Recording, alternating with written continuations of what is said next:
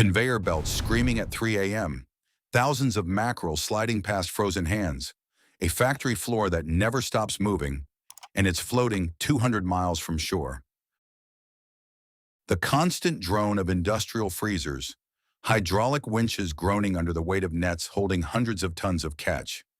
The processing deck holds at 4 degrees Celsius.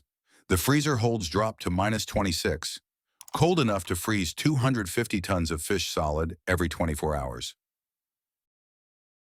For the factory workers aboard, this is a floating prison of productivity. 12-hour shifts, 7 days a week. The length of the boat is your entire world for 5 weeks at a time. No reception, no internet, just the relentless rhythm of catch, process, freeze, repeat. The Atlantic Dawn catches in 1 month what 7,000 artisanal fishermen would catch in a good year. One ship, 7,000 people, same catch. 60 crew members working in hazardous conditions, 63 million euros to build each vessel, 600 million euros in annual catch value, and 90% of global fish stocks are already either fully exploited or overfished. This is the Margiris, the Annalise Elena, the world's largest super-trawlers, the most efficient fishing machines ever built. And what happens when they arrive in your waters will determine whether your grandchildren ever taste wild-caught fish. The Annalise Elena is 144 meters long and 14,000 gross tons, the world's largest freezer trawler. If stood on end, it would tower above a 45-story building.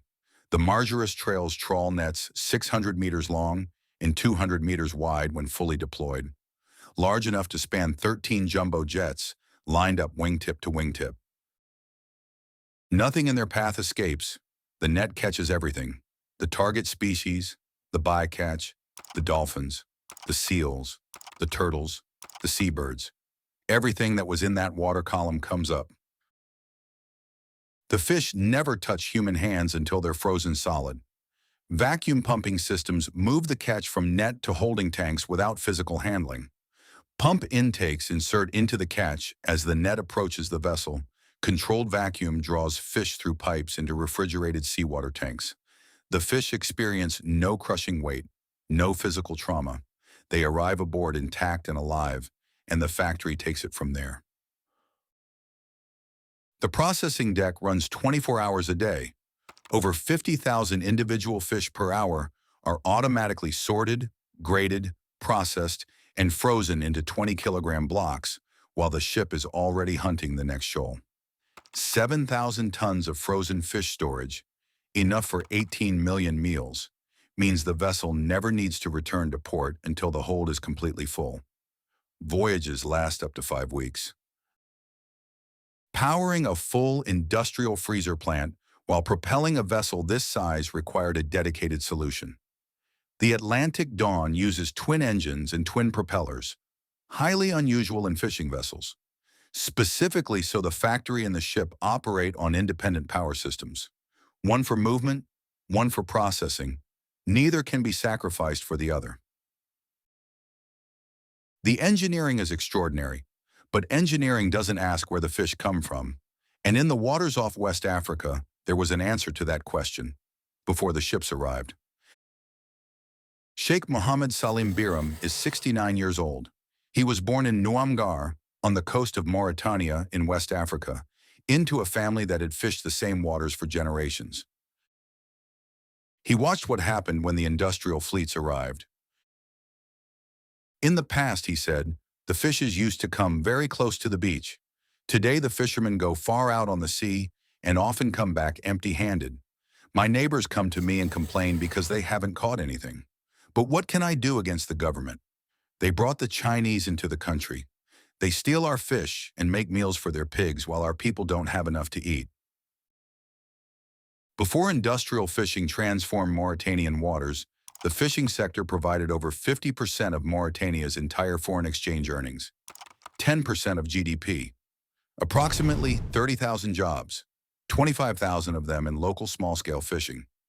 In West Africa overall, nearly 7 million people directly depend on fish for food or employment.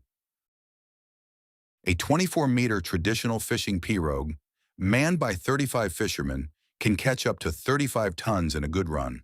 The Atlantic Dawn catches that in a few hours. When Mauritania's government struck access agreements with foreign fleets, the reasoning was economic. License fees, foreign exchange, development revenue. What the agreements did not account for was the rate of extraction. The super-trawlers don't fish sustainably. They fish until the stock is depleted, then move to the next ground. When octopus catches in Mauritanian waters dropped over 50% in 4 years, the sawfish disappeared entirely. Sheikh Biram's neighbors went home empty-handed. The foreign fleets moved on. When Mauritania's new government expelled the Atlantic Dawn following a coup in 2005, the vessel simply sailed to other waters. Political boundaries are not fishing grounds. Super-trawlers follow fish, not flags. At 5:50 a.m. on February 3, 2022, the Margiris was fishing in the Bay of Biscay, off France, when the cod end of its net ruptured. The cod end is the tapered rear section of the trawl net, the point where everything the net has swept from the water concentrates under pressure. When it fails, everything comes out at once. Over 100,000 dead blue whiting fish spilled into the Atlantic. They formed a floating carpet of carcasses covering more than 3,000 square meters, an area larger than half a football pitch, visible from the air. Sea Shepherd France activists were already tracking the vessel. They documented the entire event on camera. The images went viral within hours. France's maritime minister called it shocking and launched an administrative investigation. The EU Commissioner for the Environment called it an unfortunate incident. The vessel's owners said the rupture was caused by the unexpectedly large size of the fish caught, a rare occurrence. Sea Shepherd said something different. The fish were deliberately dumped to make room for higher-value species, a practice called high-grading, banned under EU rules. You take the most profitable catch and discard the rest. The net rupture, they argued, was not an accident. It was the visible consequence of a routine practice that normally happens underwater where no camera can find it. The Irish Navy had arrested the Annalise Elena in 2013 for exactly this offense. The vessel was fined €105,000 and allowed to continue operations. €105,000 on a vessel generating €600 million in annual catch value. The Margiris continued fishing.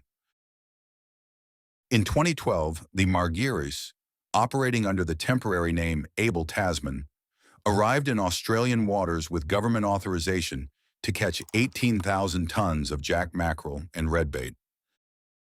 What happened next had never happened before. Environmental groups published the vessel's specifications. Recreational fishers saw the net dimensions. The public grasped the scale of what had been licensed in their name.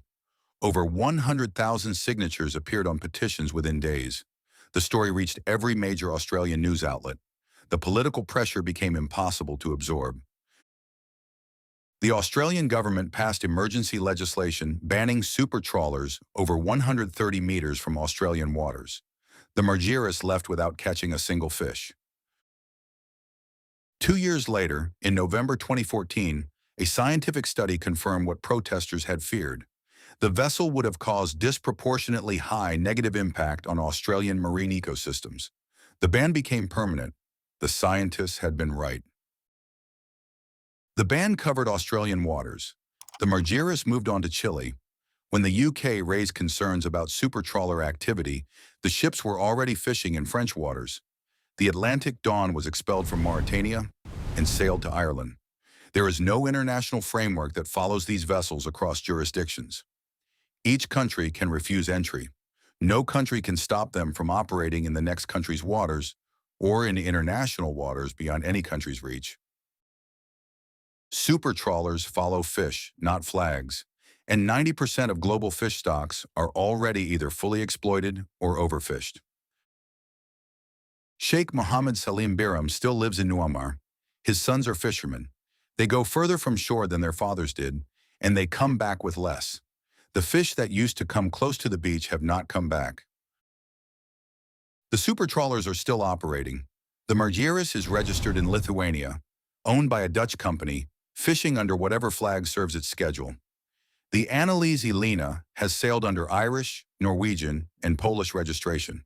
The engineering that powers them, the vacuum pumps, the automated processing lines, the independent power systems, continues to work exactly as designed. That is the point. These ships are not malfunctioning. They are not the result of a design failure or a construction error. They are the most efficient expression of what humanity decided to build when it decided to industrialize the ocean. They work. The question is what working means when the resource being extracted cannot be replaced on any timescale a human being will live to see. Fish stocks don't recover on human timescales. When these ships strip an ecosystem and move on, Sheikh Biram's neighbors cannot follow. The fish are gone before anyone has agreed on a rule to protect them. The question isn't whether super-trawlers are impressive engineering. They are. The question is whether your country should allow them in your waters, and whether the answer you give now will matter to the person fishing those same waters in 50 years. Drop your answer in the comments. And if you want more stories of machines that work perfectly and cause problems anyway, the next one is already waiting.